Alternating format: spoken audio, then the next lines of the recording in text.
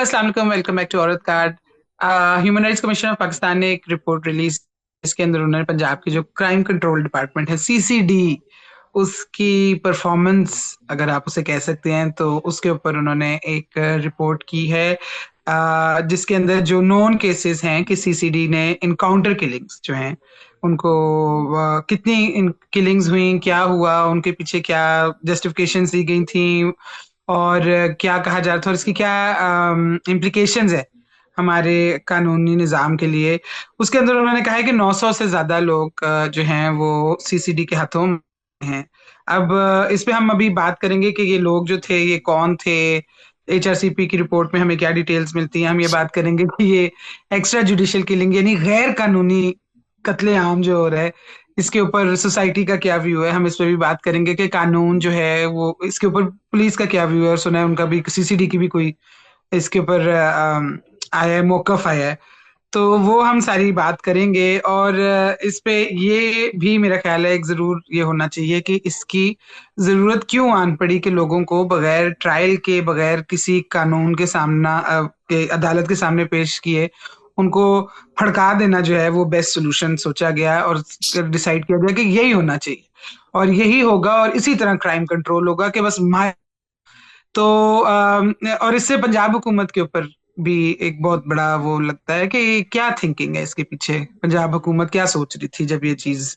उनको उनके सामने हो रही है। उनको कोई मसला नहीं है इससे, तो फिर अप्रूवल ही होगा। बहरहाल हम रिपोर्ट पे वापस आते हैं। बेनजी, रिपोर्ट के मोटे मोटे बताएं क्या उसमें डिटेल्स हैं। अच्छा निताशा, ये ह्यूमन राइट्स कमीशन की एक फैक्ट फाइंडिंग रिपोर्ट है जो उन्होंने निकाली है। और मैं तो कहूँगी बहुत ही डैमनिंग रिपोर्ट है जो ये आई है। इसमें उन्होंने बताया कि पिछले 8 महीनों में अप्रैल से लेकर दिसंबर, अच्छा ये जो सीसीडी है, क्राइम कंट्रोल डिपार्टमेंट, ये कानून के जरिए पिछले साल अप्रैल में बनी थी और मई में तकरीबन इन्होंने काम किया था। इनका मैंडेट जो है वो ये है कि जो हेनियस क्राइम्स होते हैं सूबे में, जैसे कत्ल हो गया, डकैती हो गई, रेप हो गया, नारकोटिक्स वगैरह के मंशियात के केसेस होते हैं, उन पे इन्होंने कंट्रोल रखना है। अच्छा, जब ये बनी भी थी फोर्स तो तब भी बहुत तनकीद हो रही थी कि आप एक पैरेलल पुलिस फोर्स बना रहे हैं, तक एक पुलिस फोर्स मौजूद है, आप उसको रिसोर्सेज दें, वो उसका कानून भी बना हुआ है, उसका एक कुछ कोई अकाउंटेबिलिटी का मैकेनिज्म भी है, लेकिन खैर बना दी गई। तो इस एचआरसीपी की रिपोर्ट में बताया गया है कि 8 महीनों में 900 से ज़्यादा जो है स्टेज्ड इनकाउंटर्स, मुबैना तौर पे स्टेज्ड इनकाउंटर्स, जिसको एचआरसीपी ने कहा है डिलिबरेट एग्जीक्यूशंस हुई हैं, जिसमें दो खवातीन भी जो हैं वो मौजूद हैं। अच्छा, दूसरी जानब पुलिस की जो डेथ्स हैं वो हुई है सिर्फ दो,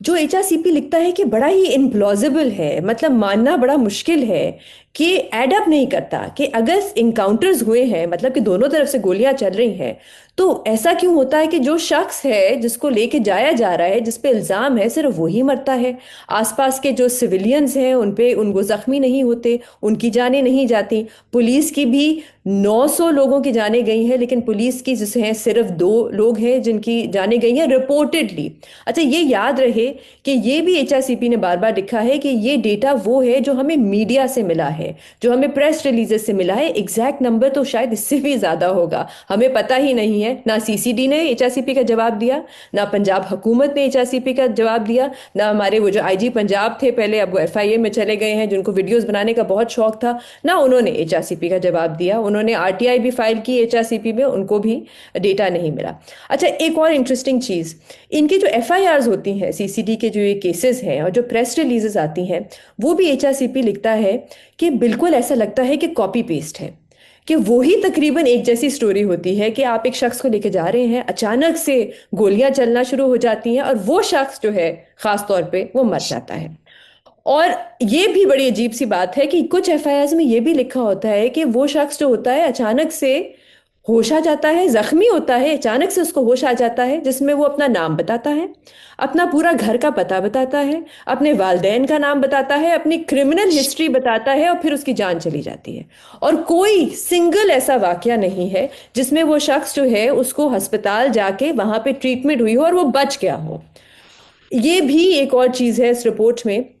कि एचआरसीपी ने कहा कि हमारे लिए बहुत मुश्किल था कि जो इनके घर वाले हैं उनसे बात करना, क्योंकि सब डरे हुए थे। मुश्किलों से हमारी एक आध खानदान से तफसील में बात हुई, लेकिन ज़्यादातर जब आप इनसे बात करें तो वो यही कहते थे कि हमें कोई ना कोई थ्रेट्स हैं, हम पे दबाव है, हम नहीं बात कर सकते। तो अब आप सोचें कि एक फोर्स है, एक किस्म की पुलिस फोर्स है जिसको आपने लाइसेंस टू किल दे दिया है, एक किस्म का नॉर्मलाइज कर दिया है कि ये फोर्स जो है वो जाके स्टेज इनकाउंटर्स में लोग मर जाते हैं, कोई अकाउंटेबिलिटी नहीं है, कोई इंडिपेंडेंट मैकेनिज्म नहीं है इसका। और मैं एक आखिरी बात ये भी कहूँ, क्योंकि इसका अक्सर वजीर आला पंजाब जो है वो, और पंजाब हुकूमत जो है वो बड़ा इसकी मिसालें देती हैं कि देखिए जब से सीसीडी बना है क्राइम में बहुत कमी आई है, क्राइम की शरह में बहुत कमी आई है सूबे में।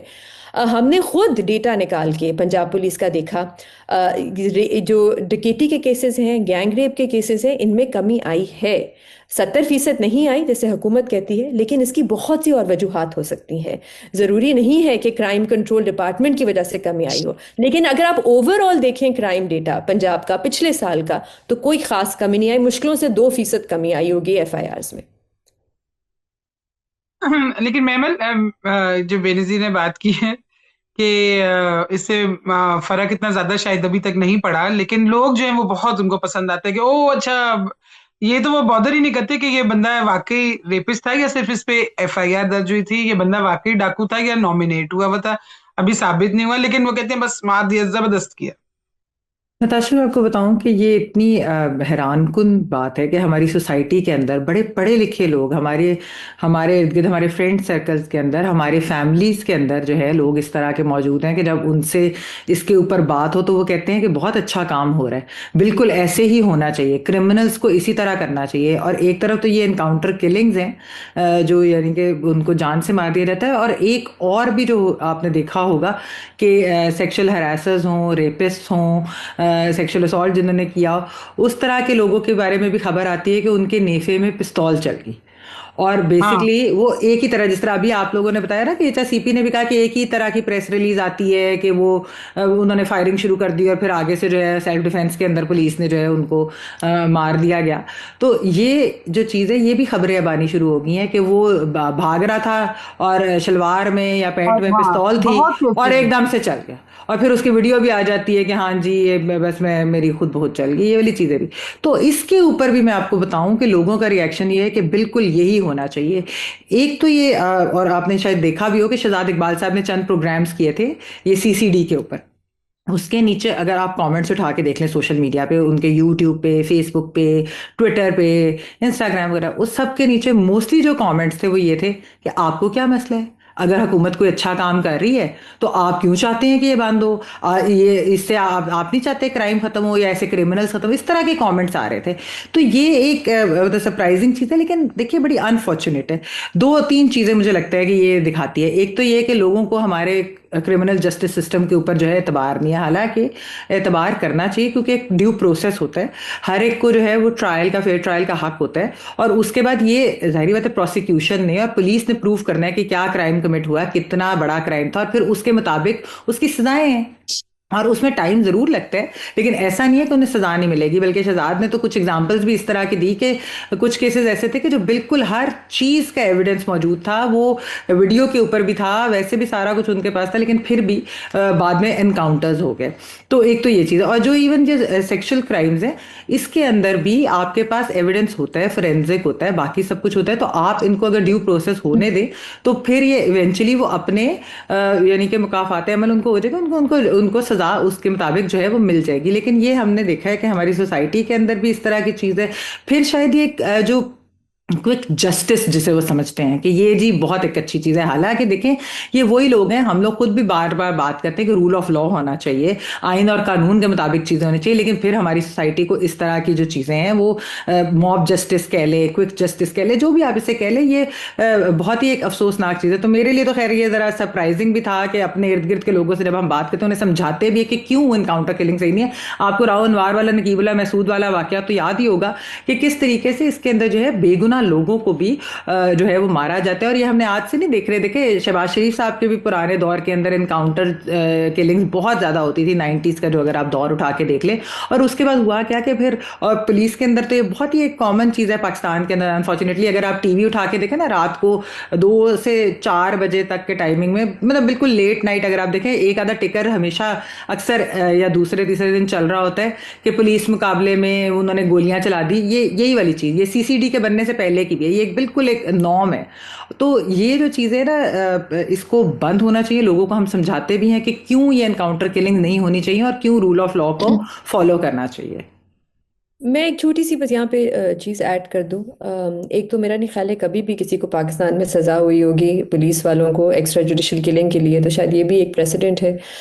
जो हमने सेट किया हुआ है। दूसरा, सीसीडी ने एचआरसीपी को जवाब नहीं दिया, सहाफ़ियों को वो जवाब नहीं देते। एचआरसीपी की रिपोर्ट में ये भी लिखा हुआ था कि क्राइम रिपोर्टर्स कहते हैं कि हम अक्सर उनको लिखते रहते हैं, हम उनसे सवाल पूछते हैं, वो जवाब नहीं देते, सिर्फ एक प्रेस रिलीज हमें भेज देते हैं। इस रिपोर्ट से भी पहले सीसीडी ने कोई जवाब नहीं दिया एचआरसीपी को, लेकिन अचानक से आज एक खबर आ गई अखबारों में जो एक तरीके से आप कहें कि प्रेस रिलीज की तौर पे ही थी, जिसमें लिखा हुआ था कि सीसीडी बहुत अच्छा काम कर रहा है, उनका एक बड़ा अच्छा इंटरनल मैकेनिज्म है अकाउंटेबिलिटी का, वो क्या है हमें नहीं पता, और एक बहुत ही इफेक्टिव लॉ इन्फोर्समेंट एजेंसी है जो बाकी सूबों को भी रेप्लिकेट करनी चाहिए, ऐसी जो है वो हर सूबे में होनी चाहिए। तो सहाफ़ियों का जवाब नहीं देना, ह्यूमन राइट्स ऑर्गेनाइजेशन का जवाब नहीं देना, आरटीआई का जवाब नहीं देना, ना ही पंजाब हुकूमत ने, ना ही सीसीडी ने, लेकिन इस तरह की खबरें जो है वो ज़रूर आपने भेज देनी है अखबार। नताशा, मैं भी एक चीज़ सॉरी ऐड करना चाहूँगी, छोटी सी चीज़, कि जो हम सोसाइटी की बात करें कि सोसाइटी को ये चीज़ें बेशक पजीराई इसको मिल भी रही हो, लेकिन at the end of the day responsibility जो है वो उस वक्त की अथॉरिटीज़ के ऊपर होती है, हुकूमत के ऊपर होती है कि वो ये ना होने दे। यानी कि ये एनकाउंटर्स, एक्स्ट्रा जुडिशल किलिंग जो है, इनको बंद करने की रिस्पॉन्सिबिलिटी हुकूमत के ऊपर आती है, लॉ इन्फोर्समेंट एजेंसीज के ऊपर आती है। सोसाइटी बहुत सारी ऐसी चीज़ें चाहती है जो कि कानून के दायरे से बाहर हो, लेकिन उसका ये मतलब नहीं है कि हुकूमतें जो है वो उस चीज़ को वो फॉलो करना शुरू कर दें। रीमा, आपने तो बहुत ज्यादा काम किया हुआ है इस पे, एक्स्ट्रा जुडिशियल किलिंग्स वगैरह पे, तो आपको क्या लगा, were you taken by surprise कि ये काम इतना आम हो गया? 924 बंदा है एक साल से कम में। I think that was the only surprising thing कि बहुत तेजी से इस तरह के जो इनकाउंटर्स हैं वो सीसीडी एलिजिडली उन्होंने किए हैं, but I think this is part of A continuation है। आप फॉर्मर आईजीपीज जो हैं उनके इंटरव्यूज देखें, उनके बयानात रिटायरमेंट के बाद एडमिट करते हैं कि एक पॉलिसी होती है, कुछ हुकूमतें जो हैं वो ज्यादा उसको सपोर्ट करती हैं इन पॉलिसीज को, और वो एक सोची समझी पॉलिसी के तहत ये इनकाउंटर्स होते हैं। अब इनकाउंटर इसको कहना एक मतलब गलत बात होगी, क्योंकि इनकाउंटर तो वो हुआ ना कि आपको एक रेजिस्टेंस मिल रही है और आप यूज ऑफ फोर्स का इस्तेमाल करते हैं, उसमें कोई कत्ल जो है वो हो जाए। लेकिन ये तो पूरा स्टेज्ड होता है, इसको एक्स्ट्रा जुडिशियल एग्जीक्यूशन या मावराए अदालत कत्ल ही मेरा ख्याल है कहना चाहिए। अगेन, इसको कभी भी हम पूरी तरह से, यही लोग कहते हैं आपके पास प्रूफ क्या है, मतलब आप इसको पूरी तरह से प्रूफ भी नहीं कर सकते, क्योंकि कैसे आप जाएंगे अनलेस आपके पास वीडियो एविडेंस या कोई और मौके पे एविडेंस मौजूद हो। आप लोगों को याद होगा कराची में कोई 14-15 साल पहले एक केस हुआ था सरफराज शाह का, जिसमें रेंजर्स ने पॉइंट ब्लैंक एक यंग बच्चे को कत्ल कर दिया था। वो मेरा ख्याल है वाहिद केस है जो मैंने फॉलो किया है जिसमें आखिर तक जाके सजा हुई थी उन रेंजर्स को। अब उसमें तो आप देख लें वीडियो एविडेंस मौजूद थी, साफ पता लग रहा था बच्चा मासूम है, लेकिन इसमें से बहुत से ऐसे केसेस होते हैं जिसमें आपके पास खास एविडेंस नहीं होता, वो ह्यूमन स्टोरीज नहीं होती कि वो लोग कौन थे जिनको कत्ल कर दिया गया। और फिर क्योंकि हमारा एक माइंडसेट ऐसा है सोसाइटी का, हम यही कहेंगे नहीं वो तो जो क्रिमिनल थे उनको मार दिया तो क्या गलत किया, क्योंकि वो विक्टिम तो इस तरह नहीं है अगर किसी ने कोई जुर्म किया है। तो हमारी सोच ही ऐसी है कि हम बिलीव करते हैं कि वो क्रिमिनल है unless and until it comes to close to home. और अब मैंने देखा है कि ये जो फोर्स है और ये जो इनकाउंटर्स हैं ये इतने वाइड स्प्रेड हो गए हैं कि अब आपको सुनने में आता है, आप लोग जिन लोगों को जानते हैं, फॉर एग्जाम्पल एक मैंने कुछ अर्सा पहले, आई एम नॉट श्योर इसका क्या रिलेशन है, लेकिन आई वुडंट बी सरप्राइज यही हो कि मतलब इस तरह की स्टोरीज हैं कि कोई बिल्कुल पेटी जुराइम, जैसे आपने चर्स बेचने में कोई मुलविस है और उनकी फैमिलीज पे बताती हैं कि उनके और उनके पूरे दोस्तों के ग्रुप्स को जो है गायब कर दिया गया, कई दिन बाद उनकी बॉडीज जो है उनकी लाशें मिली। तो इस तरह के भी केसेस हैं। और फिर मेरा ख्याल है हमें महमल जो बात कर रही थी, वो जो सोच है जो हमारी सोसाइटी में एक्सेप्ट करती है, आप कैसा महसूस करें अगर ये आपके घर तक भी आ जाए? क्योंकि हमने ये देखा है, ये भारत में भी पाकिस्तान में भी, जब इस तरह आप पुलिस को या आप कोई भी फोर्स बना दें, यहाँ आपने CCD बना दी, उसको ये इख्तियार दे देंगे कि वो मावराए अदालत कत्ल कर सके, फिर ये कहीं भी रुकेगा नहीं। फिर अक्सर इस तरह की जो फोर्सेस हैं, they become weapons for hire. फिर किसी ने किसी से बदला लेना है, वो इनको इस्तेमाल करके बदला ले सकते हैं। फिर they become their own mafias. इनके कुछ लोग जो होते हैं, क्योंकि उनमें इतनी इम्प्यूनिटी से उनको पता है कोई उन्हें रोकने वाला नहीं है, वो चल रहे होते हैं, काम कर रहे होते हैं, कि वो खुद से एक माफियाज, खुद से एक गैंग के तौर पे काम करने लग जाते हैं। तो इसका ओवरऑल एक माशरे पे बहुत बुरा असर पड़ता है। जुर्म का मतलब ये नहीं है कि बस चले जो जिसने किया उसको आपने इस तरह सीक्रेट तरह से उसको मार दिया, कि इसमें क्या मतलब डेटरेंस बनेगा उन लोगों के लिए, अगर उन्हें पता है कि अदालत के थ्रू तो हमें कुछ नहीं होना, सिर्फ बस यही है कि अगर किसी का दिल करे, इतनी आर्बिट्ररी चीज है कि उन्हें कहीं कत्ल ना कर दिया जाए। मतलब वो डेटरेंस सोसाइटी में तभी बनती है अगर बाकायदगी से आपको ये खौफ हो कि आप जो है प्रोसिक्यूशन होगी, आप एक ट्रायल के जरिए आपको सजा मिलेगी।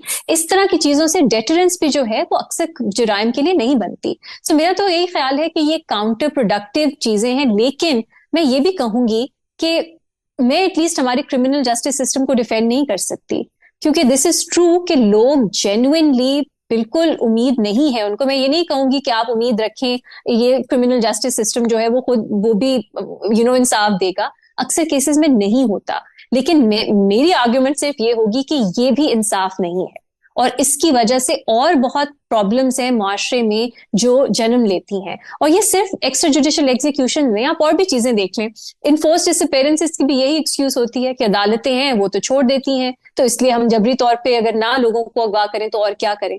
तशद्दुद की भी यही एक्सक्यूज होती है। आपके पास एक्सक्यूजेस जो हैं वो एंड में हर चीज जो है वो यही इसकी हो जाती है कि हम और क्या करें, हमारे पास तो ऑप्शन ही नहीं है। ये हुकूमत से मुतालबा हमारे जैसे लोगों को करते रहना चाहिए कि आपने ही ये सिस्टम्स बनाए हैं। ये प्रोसिक्यूशन अगर कमजोर है तो आपकी वजह से है, अगर जुडिशियल सिस्टम कमजोर है तो आप ही की वजह से है। ये 27th अमेंडमेंट में कितने रिफॉर्म्स आए हैं जुडिशरी से रिलेटेड? ऐसा क्यों है कि फोकस इन इश्यूज पे नहीं हुआ जो आपकी ट्रायल कोर्ट के लेवल पे जो है वो प्रॉपरली इंसाफ लोगों को नहीं मिलता। तो इवेंचुअली अगर आपने इन सिस्टम्स को रिफॉर्म नहीं करना, बेहतर नहीं करना, आप 10 साल बाद हम इसी तरह की बात कर रहे होंगे कि क्योंकि अदालतें इंसाफ नहीं देती इसलिए जबरी गुमशुदगी होती है, इसलिए मिलिट्री कोर्ट्स की जरूरत है, इसलिए मावराए अदालत कत्ल करने की जरूरत है। और इवेंचुअली पूरी सोसाइटी जो है उसके अंदर एक अग्रेशन, एक वायलेंस नॉर्मलाइज हो जाता है। क्योंकि अगर आप CCD के वायलेंस को कंडोन करते हैं, या पुलिस के वायलेंस को कंडोन करते हैं, या रेंजर्स के वायलेंस को कंडोन करते हैं,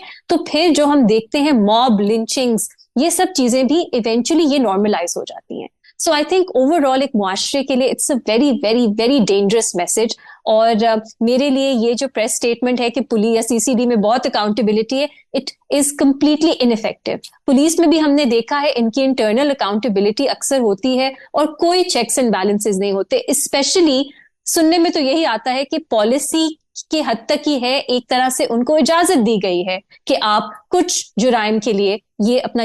फोर्स का जो है इख्तियार उसको इस्तेमाल करें। सो मतलब इस पे क्या कहें, बट मुझे जेन्युइनली ऐसा लगता है, मुआशरती तौर पे भी आप देखें, गवर्नमेंट के तौर पे भी आप देखें, कि I really don't see any urgency कि ये इसको कुछ करना चाहिए इस पे। तो ये है 10-15 साल पहले एक और रिपोर्ट थी, एक्चुअली HRCP के साथ ही एक रिपोर्ट पे काम मैंने किया था, और अब फिर से एक और रिपोर्ट आ गई है 10 साल बाद। और unless we see a proper pushback, और ये सिर्फ पंजाब को या पहले कुछ लोग कहते हैं पहले बलूचिस्तान में ये रिपोर्ट्स होती थी, KP में उनके और मसाइल, सिंध से, और it has to be a concerted effort पूरा कि हम नहीं एक्सेप्ट करेंगे इसको। लेकिन आई वंडर, आप लोगों को कुछ कहना, where will that push come from? कौन करेगा? मतलब अब तो ओवरऑल ह्यूमन राइट्स ओवरऑल पे बात करें तो आपको कहते हैं कि क्या ह्यूमन राइट्स, क्या law, how will this change happen? I don't know. हम वीडियो वाइंड अप करने लगे, लेकिन उससे पहले मैं सिर्फ एक चीज ये कहूंगी कि हम मीडिया में मैं और बेनजीर और महमल भी, हमने बहुत चीजें रिपोर्ट की हुई हैं, हमने बहुत ज्यादा सहाफत भी की हुई है, बहुत से ऐसे केसेस देखे हैं अपनी लाइफ में जहाँ पे गलत FIR दर्ज हुई, एक दफा नहीं 10-10 दफा दर्ज हुई,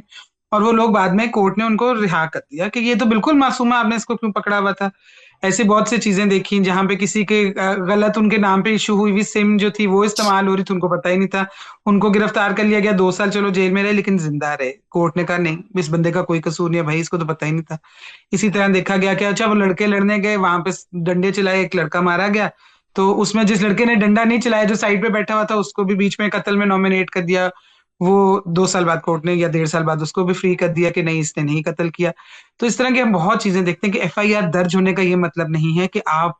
कातिल हो या स्मगलर हो या नशा नशा आवर मंशियात बेचते हो, ऐसी बिल्कुल भी कोई, या रेपिस्ट हो। एफआईआर जो है वो सिर्फ ये होती है कि इसके ऊपर इल्जाम लगाया जा रहा है, क्या वो इल्जाम सच है कि नहीं, ये अदालत का काम होता है डिसाइड करना। बहरहाल, अगर आपको हमारी वीडियो पसंद आएगी तो प्लीज लाइक कीजिएगा, चैनल को सब्सक्राइब कीजिएगा और बेल आइकॉन हिट कर दें तो आपको नोटिफिकेशन मिल जाएगा जैसे ही नई वीडियो अपलोड होगी। थैंक यू फॉर वॉचिंग औरत कार्ड।